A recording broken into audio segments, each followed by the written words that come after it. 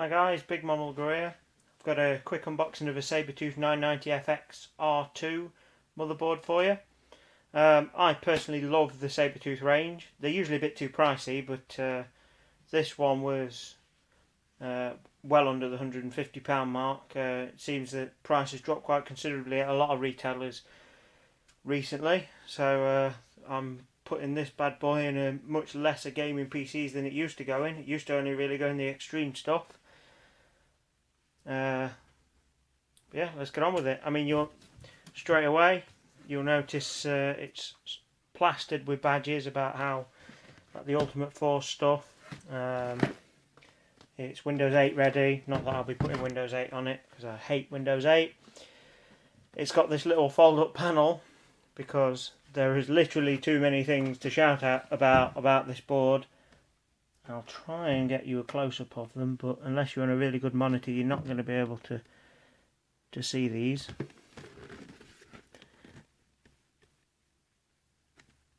Plus there's a bit of glare. My hands are full.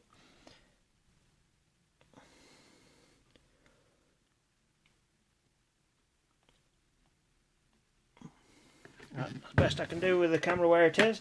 Right, let's get on with it. Let's get this thing open. This box does give the impression that it's really wedged tight, sort of bulging at the seams. I mean, it's like flexing slightly. I don't know if it's just this box, somebody's had it open in the past or what. Little creases as if it just wouldn't shut with so much in it. Got a little plastic cover for the motherboard. Don't normally get those, but why not? It's an expensive board. Let's waste a little bit of money on gimmicks. Motherboard's in a little cardboard tray and mandatory anti-static bag. We'll have a zoom in on the motherboard in a second. We've got a certificate of reliability just to let us know how awesome this motherboard is. Very, very thick manual and the driver disc, which if you don't ever install the drivers from ASUS, I suggest you look at the disc. You see there's the hologram sticker bouncing around in with the disc. If you can see that. So I suggest you pull that out. Don't miss it. It's a nice sticker. It's nice to have something to go on about. We've got a little user guide for the motherboard. Not that we're going to need that. Tough Series is motherboard 5-year warranty notice.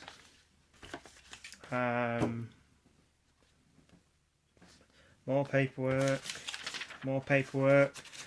Now we've got a transfer sticker. Not sure whether you can see that because it's sort of white on a white background at the minute. See if I can catch it in the right light. It says Tough inside with the Tough logo. Again, so you can stick something on your case and show off. Back panel in black. Personally, I'd prefer something a bit more colourful. Personal preference at the end of the day. Sabertooth series does seem to be a lot of black and grey using sort of gunmetal and stuff like that. Now, as you'd expect, we've got 4 Sata cables with it.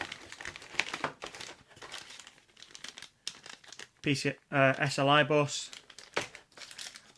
And a couple of headers. We've got one for USBs and one for your power and reset and so on. Love it when they get included. It makes life so much easier. Let's have a closer look at the motherboard.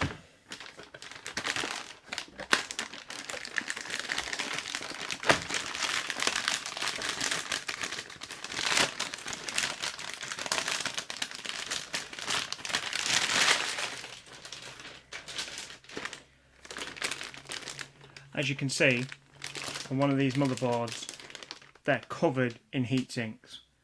This thing is going to kick out a lot of heat. These get used from pretty beastie gaming PCs. It's going to put out a lot of heat. So we've got heat sinks everywhere. I mean, they're nice. They could be bigger. I'm sure they could be bigger. We've got little caps on the USB. Again, you don't usually get these, but it's a nice little touch. chances are there's going to be a couple of USB headers you're not going to use. Personally, I think it's a bit of a waste of effort, but you know, everything we can do to make something nice at this price range. Flip it round. We've got 8 SATA ports. I think all of those are SATA 6 gig. Yep, they're all SATA 6 qubits. So we've got 6 ports plus 2 on a separate controller. As this is an AMD motherboard, we've got a pin-based CPU socket, 4 PCI Express slots, only 4 RAM slots. I think this only takes either 32 or 64 gig of RAM. For a motherboard at this end, I'd have expected at least 64 gig. No, it's 32 gigabytes of RAM. I'd have expected something at this range to take 64, but how many are you going to use more than 32? Again, back on the back, we've got a BIOS reset, what I think is a BIOS reset button. Gigabits Ethernet, 1, 2, 3, 4, 5, 6, 7, 8 USB ports. 1, 2, 3, 4 USB 3 ports. Your standard 6-socket audio, optical audio out, and the new style hybrid PS2 plug. One thing I did notice on the back of this board, it's got like a metal plate holding the heatsink down. A lot of boards with a big heatsink just sort of bolt it in with spring clips on the back.